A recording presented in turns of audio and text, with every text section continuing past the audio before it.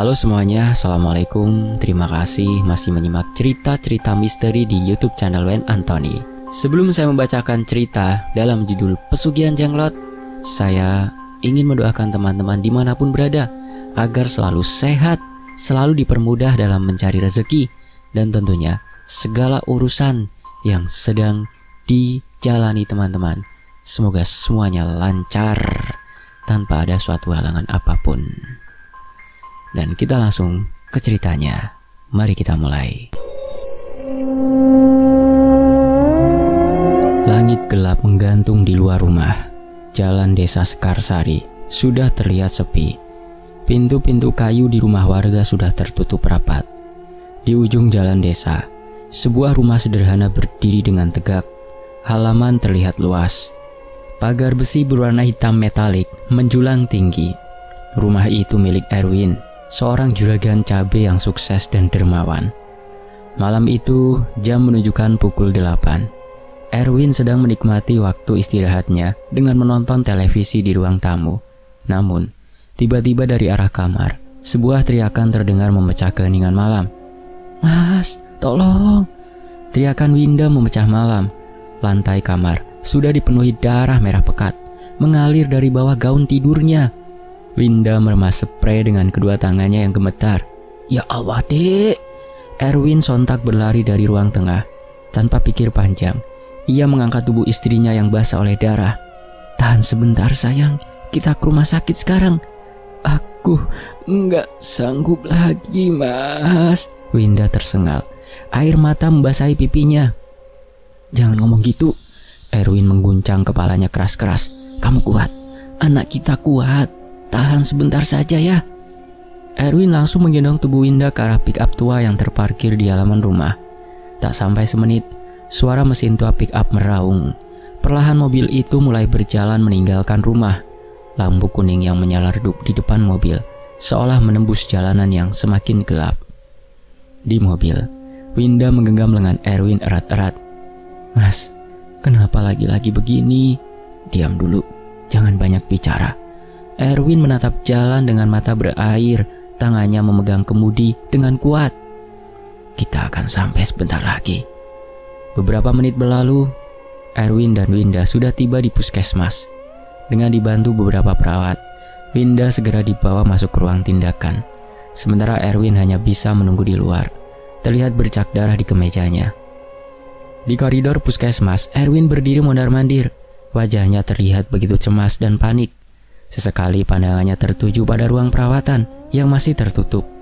1 jam berlalu, sampai akhirnya seorang bidan keluar dengan wajah muram. "Maaf Pak Erwin," suara bidan lirih.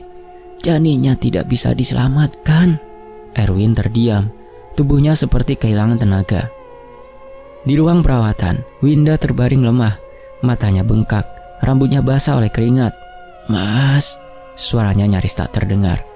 Erwin duduk di tepi ranjang, menggenggam tangan istrinya. "Iya, aku di sini." "Aku gagal lagi ya," bisiknya. "Tubuhku ini seperti tidak berguna." Winda terisak, tangannya meremas selimut yang membungkus tubuhnya. "Jangan bilang begitu." Erwin mengusap rambutnya lembut. "Ini bukan salahmu, Dek. Kita sudah berusaha." "Mas," Winda menangis terseduh. "Kenapa kita harus kehilangan lagi? Kenapa Allah seperti nggak kasih kesempatan buat kita punya anak?" Erwin menarik nafas panjang, mencoba tegar. Mungkin memang belum waktunya. Kita coba lagi ya. Aku nggak akan menyerah." "Mas nggak marah sama aku?" tanya Winda. Matanya menatap Erwin dengan tatapan sayu. "Marah?" Erwin memeluknya erat. "Kamu adalah yang paling berharga buatku. Gak ada alasan aku marah. Aku cuma ingin kamu sehat." Winda terisak dalam pelukannya.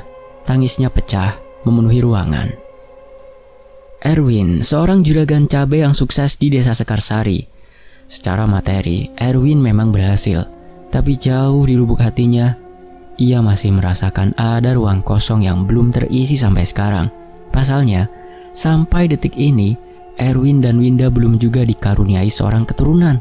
Bahkan malam ini adalah Ketiga kalinya mereka harus kehilangan calon anak yang diimpikan. Malam itu juga, Winda sudah diperbolehkan pulang. Suasana rumah malam itu terasa begitu sunyi. Tidak ada suara selain jangkrik dan detak jam dinding di sudut ruangan. Winda duduk di kamar, memeluk bantal. Rasa kehilangan itu masih menusuk. Beberapa saat kemudian, Winda keluar untuk minum. Suara pintu kamar berderit pelan saat dibuka. Dari balik gorden, Winda melihat Erwin sedang duduk di teras. Tatapannya kosong, seolah menembus gelapnya pekarangan.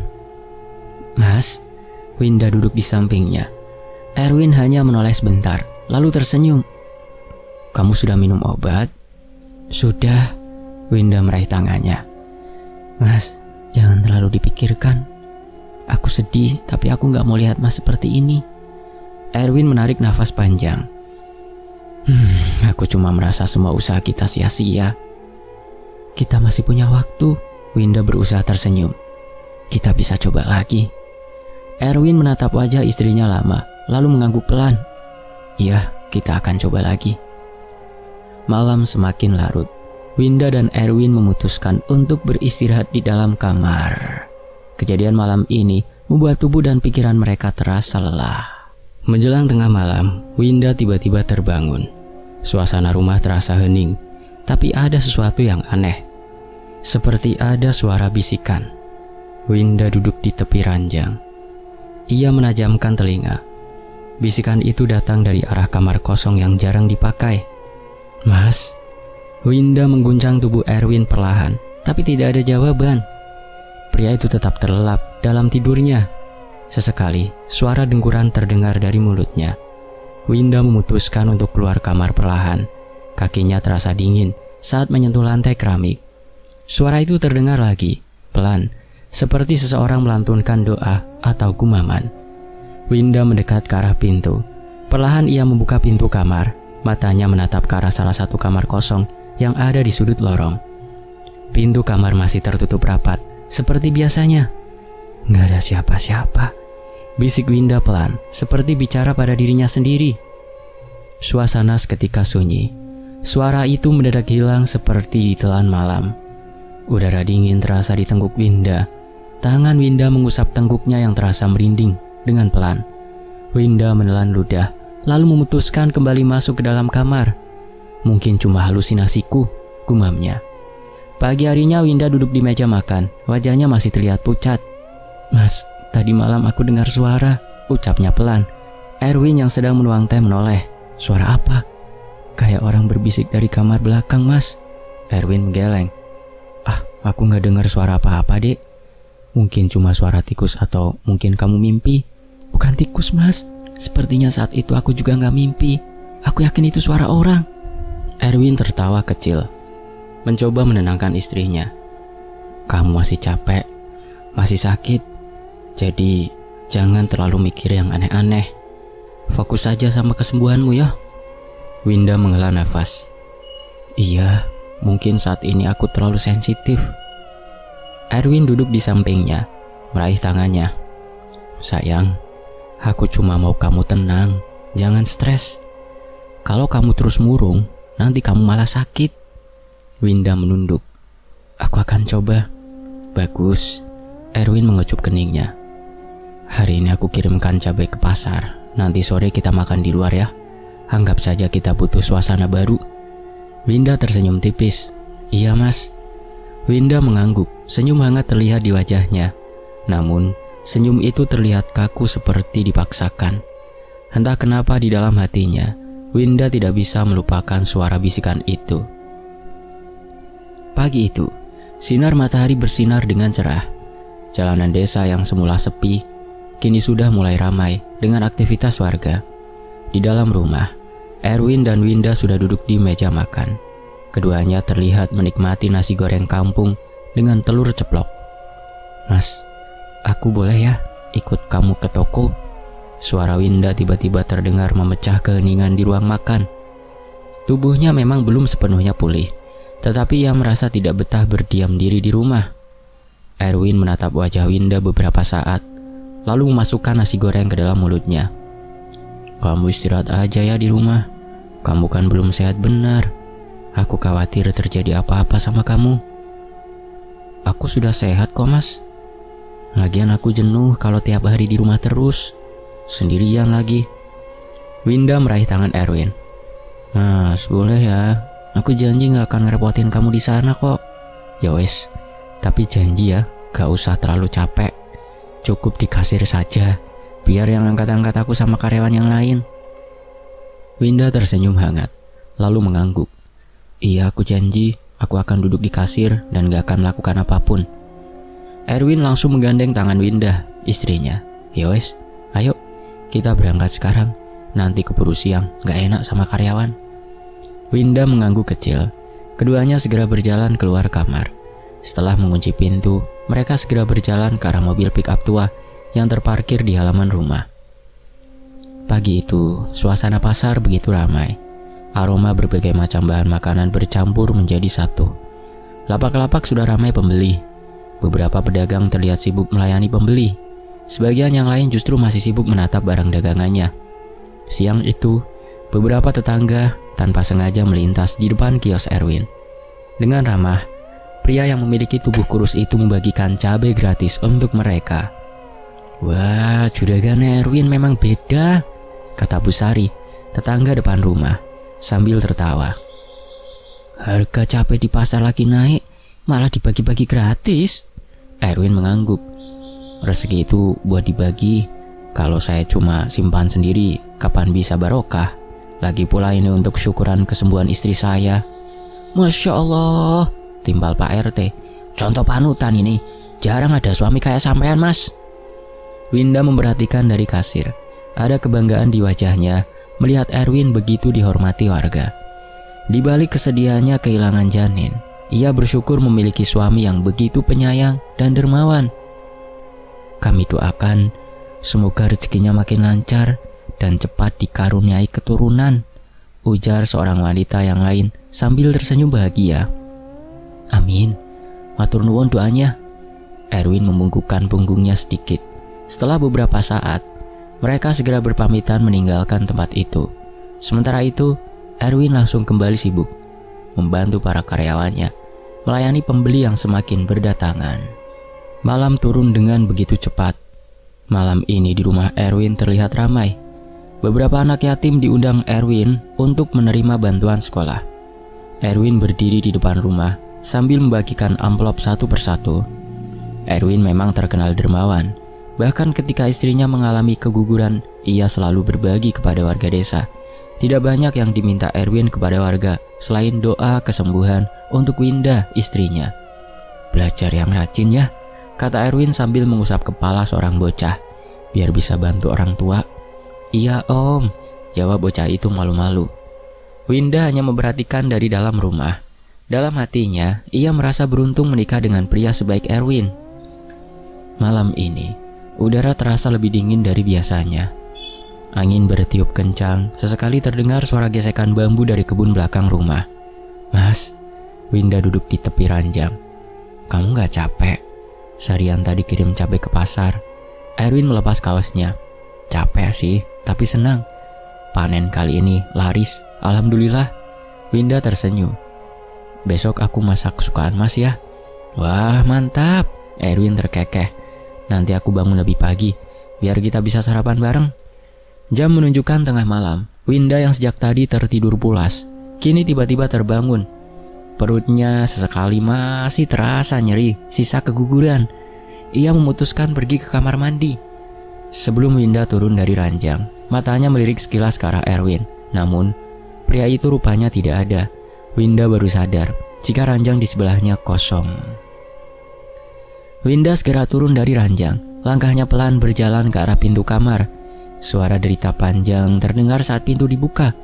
Udara dingin mengerjapkan wajah Winda yang masih merasakan kantuk.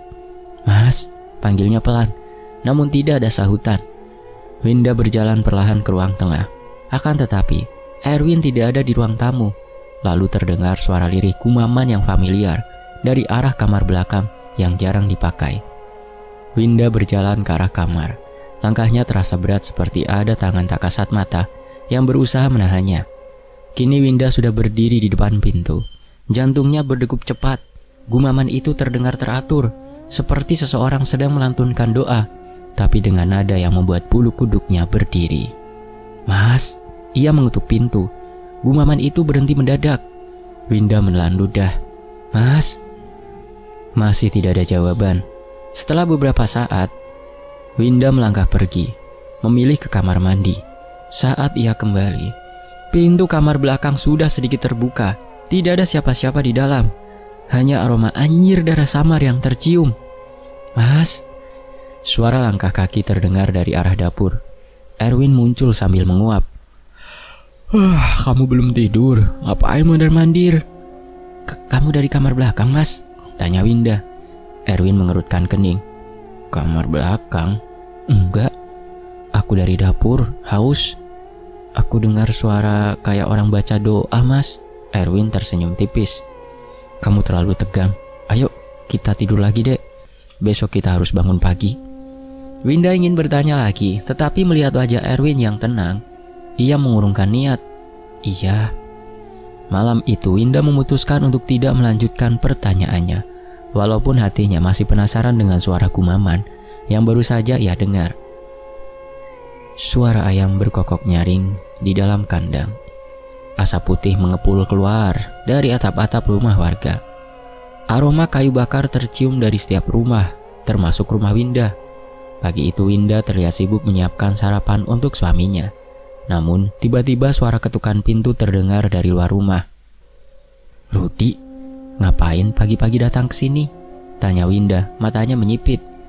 "Semalam Pak Erwin meminta saya untuk datang mengambil pesanan cabai buat Bu Juleha yang ada di desa sebelah, Bu," Rudi menjelaskan dengan sopan. "Tapi Mas Erwin masih tidur. Gini aja, kamu tunggu sini, saya bangunkan dulu ya," ucap Winda yang langsung melangkah masuk. Namun dengan cepat, Rudi langsung menghentikan langkah Winda. "Enggak usah, Bu. Saya ambil saja langsung di gudang belakang. Soalnya Pak Erwin bilang kalau dia tidur langsung disuruh ambil saja di gudang." Winda mengangguk pelan, lalu segera mempersilahkan Rudi masuk ke dalam rumah. Rudi Hartanto adalah karyawan setia Erwin. Sudah hampir 7 tahun pria berusia 30 tahun itu bekerja dan mengabdi pada kios milik Erwin. "Bu Winda kelihatan pucat," kata Rudi sambil memeriksa daftar kiriman yang ada di tangannya. "Mungkin kurang tidur aku, Rud," jawab Winda. "Semalam aku terbangun-bangun terus." "Lah kenapa, Bu?" Winda ragu sejenak. "Aku dengar suara dari kamar belakang. Kayak ada orang di dalam." Rudi tertawa kecil. Paling suara tikus atau angin. Rumah ini kan dekat kebun. Tapi suaranya jelas sekali." Rudi masih tersenyum. "Ojo kebanyakan mikir, Bu. Kata orang-orang, kalau habis sakit jangan suka takut sendiri. Bisa bikin cepat sakit lagi." Winda tidak menjawab. Ia hanya mengangguk pelan. Tapi rasa penasarannya tidak hilang. Beberapa saat kemudian Rudi segera berpamitan. Ia membawa 4 karung besar berisi cabai yang baru saja ia ambil dari gudang belakang. "Dek, tadi Rudi kesini?" tanya Erwin yang baru saja bangun dari tidurnya. Winda berjalan ke arah meja makan, dengan tangan membawa 2 piring berisi lauk untuk sarapan pagi ini. "Iyo, baru aja pergi. Tadi aku suruh sarapan sekalian, tapi gak mau. Katanya takut Bu Juleha nungguin pesanannya." Rudi emang karyawan paling rajin dan bisa dipercaya. Gak salah aku percaya sama dia selama ini. Erwin menatap wajah istrinya. Winda langsung duduk di kursi kosong yang ada di samping Erwin. "Yowes, sekarang kita makan dulu. Nanti keburu makanannya dingin." Malam harinya, Winda duduk di ranjang, memandangi pintu kamarnya dengan tatapan kosong. Udara malam itu masih terasa dingin. Lalu samar-samar terdengar suara lirih, seperti suara gumaman yang sama seperti sebelumnya. Winda menahan nafas. Rasanya ingin sekali ia berjalan ke arah kamar itu. Namun, entah kenapa kakinya terasa lemas, seperti tidak memiliki tulang. Erwin tiba-tiba masuk ke kamar sambil membawa air minum. "Kenapa? Kamu pucat? Kamu sakit ya? Kita ke dokter sekarang yuk." "Enggak Mas, aku gak apa-apa. Aku hanya dengar suara itu lagi." "Suara apa?" "Dari kamar belakang Mas, aku takut." Erwin duduk di tepi ranjang, memegang tangannya. "Gak usah takut, gak ada apa-apa. Baru aja aku dari dapur ambil minum dan aku gak dengar suara apa-apa. Atau gini aja, besok aku periksa kamar belakang ya. Kamu janji mas? Iya janji. Winda mencoba tersenyum, tapi matanya tak lepas dari pintu yang perlahan ditutup oleh Erwin. Malam semakin larut. Setelah Erwin tertidur, Winda masih terjaga. Malam itu hujan turun semakin deras, dan di antara derai air, ia seperti mendengar suara lirih itu lagi. Sangat pelan, seolah berbisik tepat di telinganya.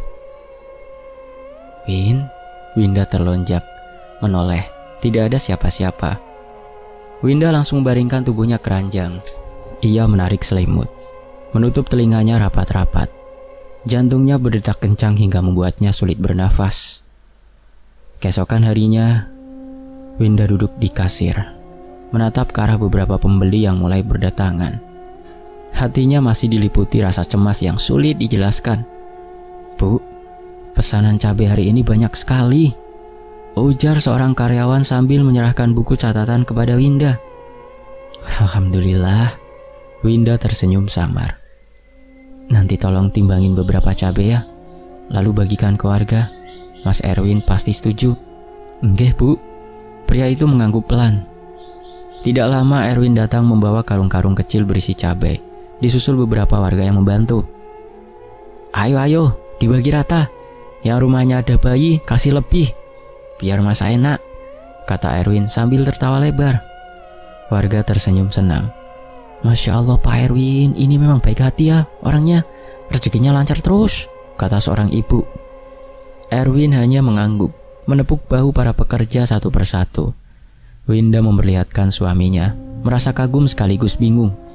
Di depan orang-orang, Erwin begitu hangat, begitu tulus.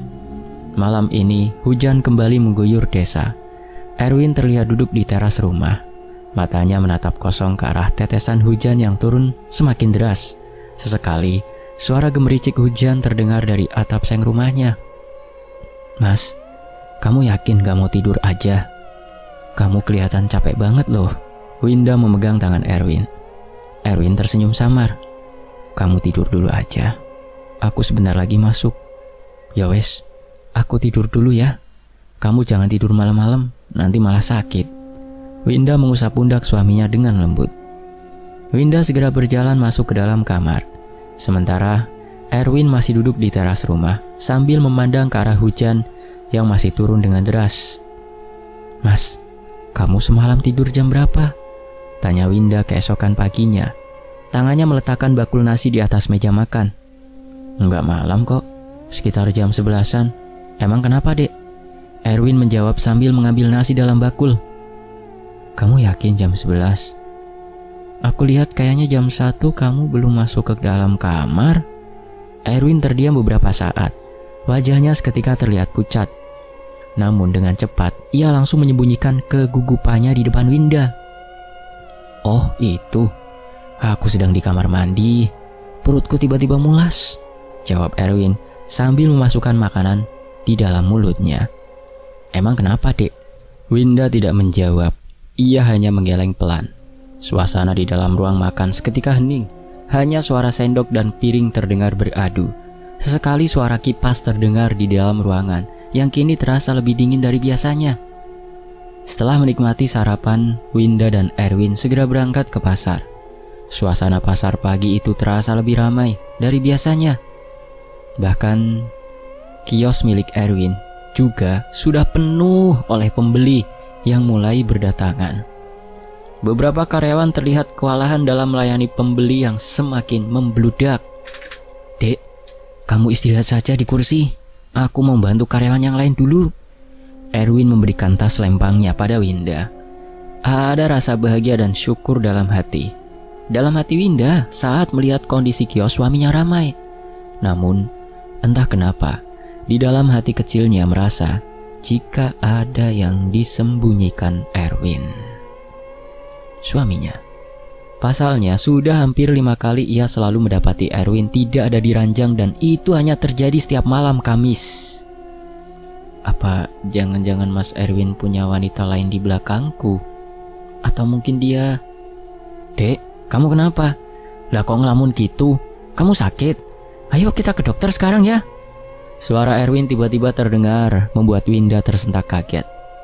Winda menggeleng cepat. Aku gak apa-apa mas. Aku hanya bersyukur aja lihat usaha kita semakin hari semakin ramai. Winda tersenyum hangat. Senyum yang terlihat begitu dipaksakan.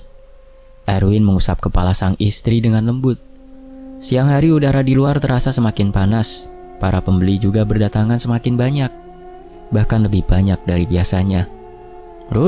Rudy, panggil Erwin yang duduk di meja kasir bersama Winda. Rudy, karyawan kepercayaannya segera datang menghampiri Erwin.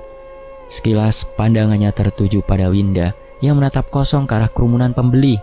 Sesekali, Rudy melihat mata Winda tertuju pada beberapa anak kecil yang ada di gandengan ibunya. Ruth, panggilkan tukang bakso dan es yang biasa mangkal di tempat parkir yo. Suruh mereka ke sini, biar para karyawan bisa makan siang. Perintah Erwin sambil menutup buku catatan yang ada di hadapannya. Siang itu, untuk merayakan kiosnya yang semakin ramai, Erwin mengajak seluruh karyawannya makan bersama. Candaan dan gurauan terdengar di seluruh kios milik Erwin. Bagi semua karyawannya, Erwin adalah sosok bos yang tidak pelit dan sangat mengutamakan kehidupan kesejahteraan para karyawannya. Tanpa terasa, waktu berlalu begitu cepat. Jam sudah menunjukkan pukul 5 sore. Para karyawan terlihat sedang bersiap untuk menutup kios. Sementara itu, Winda dan Erwin segera pulang ke rumah mereka. Beberapa jam berlalu, keduanya sudah tiba di rumah. Pintu kayu berderit pelan saat Winda membukanya. Udara pengap dan debu langsung menyergap wajah mereka. "Dek, aku mandi dulu ya," ucap Erwin sambil langsung berjalan ke arah kamar mandi. Sinar matahari yang begitu terik hari ini membuat tubuhnya lengket karena keringat. Winda hanya mengangguk. Ia langsung menutup pintu dan segera masuk ke dalam kamar. Tidak berapa lama, langit yang semula terlihat begitu terang perlahan mulai gelap. Suara azan maghrib berkumandang di seluruh penjuru rumah. Beberapa rumah warga sudah mulai tertutup, walaupun sebagian yang lain masih terlihat terbuka. Di dapur rumah Erwin, Winda terlihat sedang menyiapkan makan malam. Tangannya dengan cekatan meracik bumbu-bumbu dapur. Aroma rempah-rempah tercium di seluruh dapur, bercampur aroma kopi yang terasa begitu menenangkan. "Mas, makan malam dulu," panggil Winda sambil meletakkan sebuah piring berisi ikan goreng. Tidak berapa lama, Erwin yang sejak sore menghabiskan waktu istirahatnya baru saja keluar dari kamar. Rasa kantuk terasa menggantung di kedua mata Erwin. "Badanku hari ini kok kayaknya capek banget yo." "Kamu makan dulu, setelah itu istirahat." Winda menarik kursi yang berseberangan dengan Erwin dan segera duduk. Malam itu tidak ada perbincangan hangat yang terjadi di antara Erwin dan Winda. Suasana meja makan terasa begitu sepi. Hanya ada dentingan sendok terdengar beradu dengan piring. Sesekali Winda melirik ke arah Erwin yang terlihat pucat malam ini. Jam sudah menunjukkan tengah malam. Suasana desa semakin terasa begitu sepi. Hanya terdengar suara kodok dan jangkrik yang terdengar dari balik semak-semak. Di dalam rumah Erwin, Winda yang saat itu sudah tertidur tiba-tiba membuka matanya sesaat setelah ia mendengar suara pintu terbuka. "Mas Erwin gak ada. Kemana dia? Apa mungkin..." Winda tidak melanjutkan ucapannya. Ia segera turun dari ranjang. Winda dengan perlahan membuka pintu kamarnya sedikit. Dari sela-sela pintu yang terbuka, Winda melihat Erwin, suaminya, berjalan menuju kamar kosong yang ada di ujung lorong. Di tangannya ada sebuah pisau kecil dan sebuah mangkuk logam. Jantung Winda berdetak keras. Mas Erwin masuk ke dalam kamar itu sambil membawa mangkuk dan pisau. Untuk apa? Beberapa saat setelah Erwin masuk ke dalam kamar, Winda dengan langkah mengendap-endap berjalan ke arah kamar itu. Pintu kamar itu dibuka perlahan. Winda berusaha mendekat dan mengintip dari celah yang sedikit terbuka. Di dalam kamar, ia melihat sesuatu yang membuat nafasnya tercekat. Erwin duduk bersila di lantai. Di depannya, sebuah patung kecil berambut panjang diletakkan di atas kain. Erwin menusukkan jarinya sendiri dengan pisau. meneteskan darah ke kepala patung itu. Seketika tetesan darah itu menghilang. Asap putih keluar dari kepala patung itu, persis seperti air yang diteteskan pada sebuah bara api. Berikan aku hasil yang lebih banyak. Jangan ambil apa yang tersisa. Gumaman Erwin terdengar jelas. Winda menahan nafas. Tubuhnya gemetar. Bau anjir yang selama ini dia cium ternyata berasal dari darah itu. Jadi selama ini Mas Erwin sudah melakukan ritual itu, pesugihan? Apa jangan-jangan semua ini ada hubungannya dengan kematian calon anakku? Batin Winda. Pandangannya masih terpaku pada Erwin yang ada di dalam kamar. Apa-apaan ini Mas? Teriak Winda sambil mendorong pintu. Erwin tersentak, menoleh kaget. Patung kecil itu segera ia masukkan ke dalam kotak. Kamu ngapain di sini? Aku yang harusnya tanya Mas, apa ini semua? Winda menunjuk kotak yang kini tertutup. Erwin berdiri. Keluar dari sini dek, ini bukan urusanmu. Bukan urusanku Mas, Winda berteriak. Kamu suamiku Mas, dan kamu masih bilang bukan urusanku.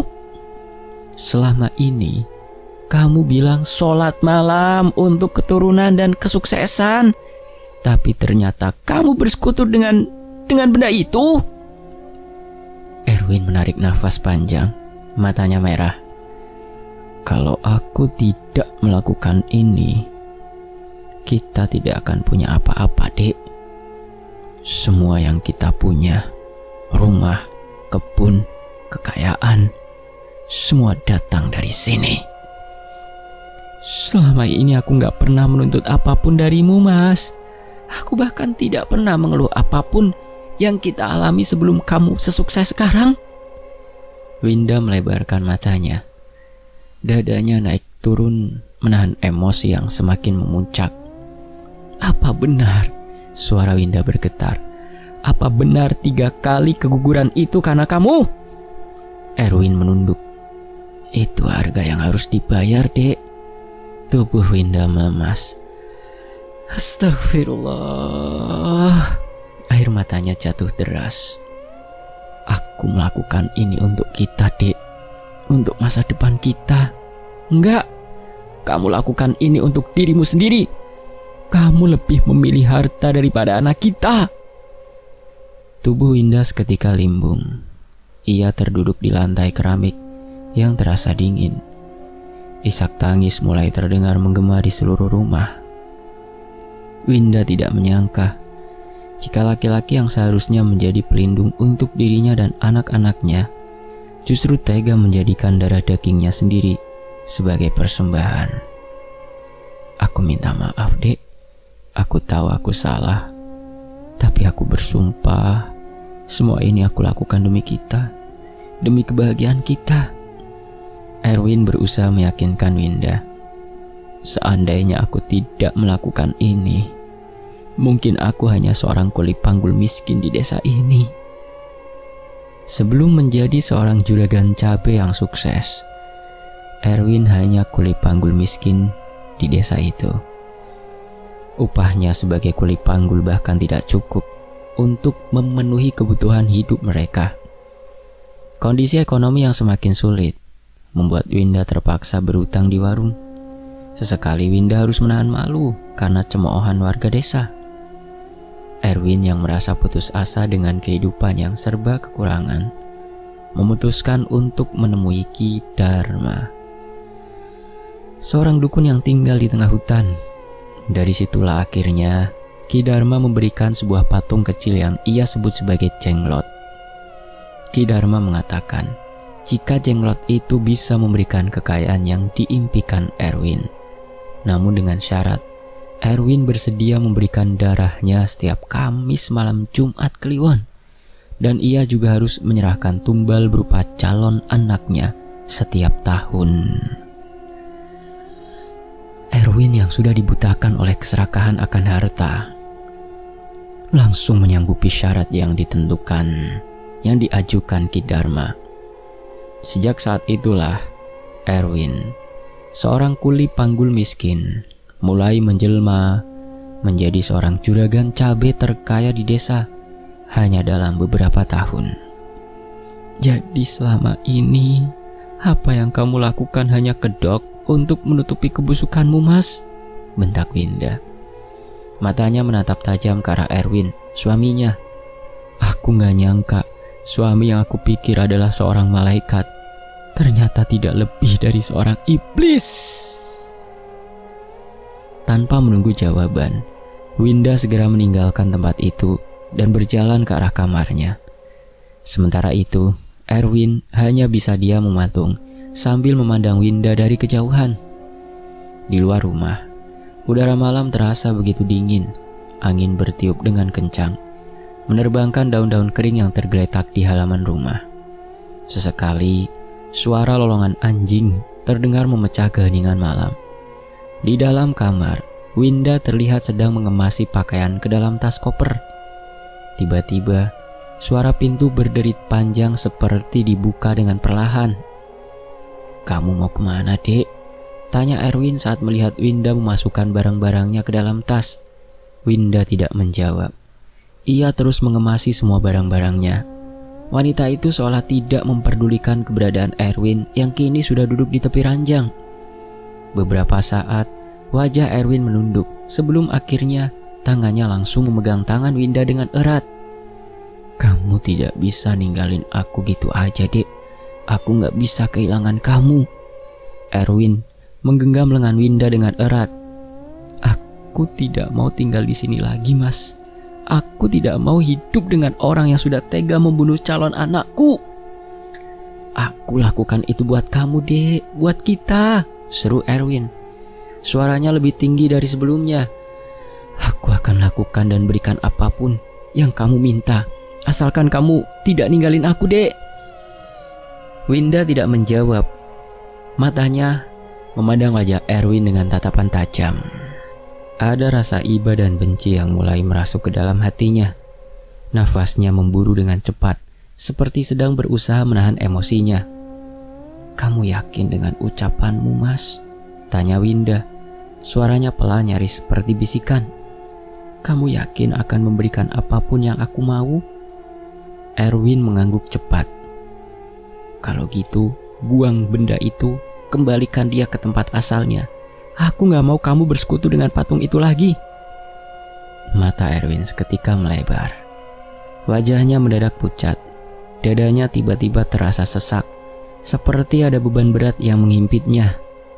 Membuang benda itu, memusnahkannya? Bagaimana mungkin? Pikir Erwin sambil menatap wajah Winda. "Jangan pernah sekalipun berpikir untuk membuang benda ini atau menghentikan perjanjian ini, karena makhluk ini akan menuntut tumbal terakhir sebagai penutup, dan itu adalah nyawamu."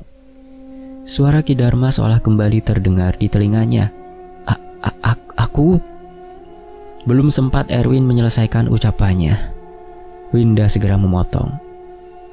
"Kalau begitu aku akan pergi. Aku akan kembali ke rumah orang tuaku. Baik, aku akan menghentikan semua ini. Aku janji akan memusnahkan patung itu malam ini juga." Erwin dengan penuh keyakinan langsung menyetujui keinginan Winda. Dengan langkah mantap, Erwin keluar kamar dan kembali ke arah kamar kosong. Kamar di mana ia menyimpan patung kecil bernama Jenglot itu. Di belakangnya, Winda berjalan dengan langkah pelan. Tangannya meremas ujung bajunya hingga kusut. Beberapa saat berlalu, Erwin dan Winda kini sudah berada di belakang rumah. Api berwarna kuning sudah menyala membakar daun dan ranting kering yang beberapa saat lalu dikumpulkan Erwin. Aroma kayu bakar tercium di seluruh tempat itu. Asap putih membumbung naik ke atas, lalu hilang seperti ditelan udara malam. Di tangan Erwin, patung Jenglot itu digenggam dengan erat. Tangannya dengan gerakan cepat mengayun, melempar patung itu ke arah api.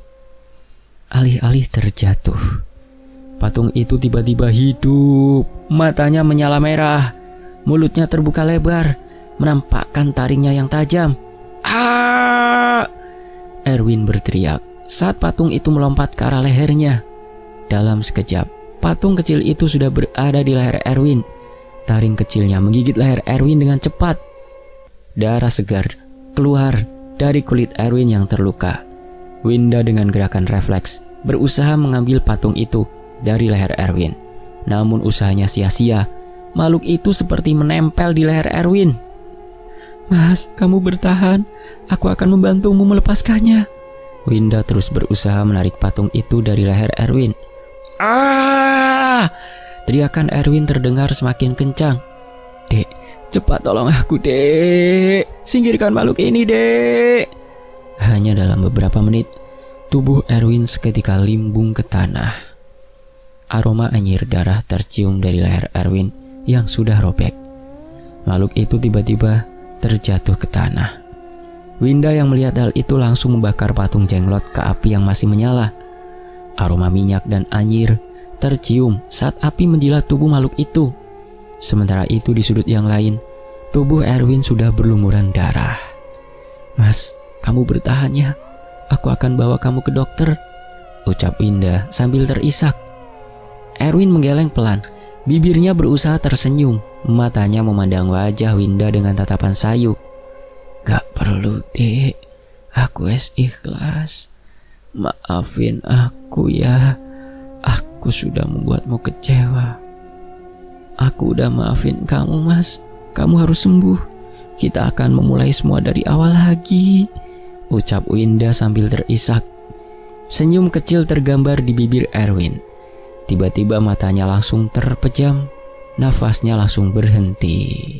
Winda meraung saat menyadari jika suaminya sudah meninggal di pangkuannya. Isak tangis terdengar jelas dari arah belakang rumah Winda. Winda memeluk tubuh suaminya dengan erat, meninggalkan bercak darah di pakaiannya. 1 minggu berlalu sejak kematian Erwin malam itu. Usaha cabai yang selama ini menjadi ujung tombak kesuksesan mereka tiba-tiba bangkrut tanpa sebab. Kini hanya rumah yang masih tersisa dalam hidup Winda. Rumah yang penuh dengan kenangan kelam dan kebahagiaan. 3 kali keguguran dan tempat ritual yang membuat Winda trauma. Suatu pagi Winda menemui Ustadz Burhan, seorang yang ahli, yang tahu mengenai ilmu-ilmu gaib, juga pemilik panti asuhan dan pondok pesantren. Winda dengan penuh kesadaran menyerahkan surat rumah yang ia tinggali untuk diwakafkan sebagai pembangunan masjid. Winda berharap apa yang ia lakukan bisa menjadi ladang pahala untuk Erwin. Sementara itu Winda kini memulai kehidupan barunya di desa lain.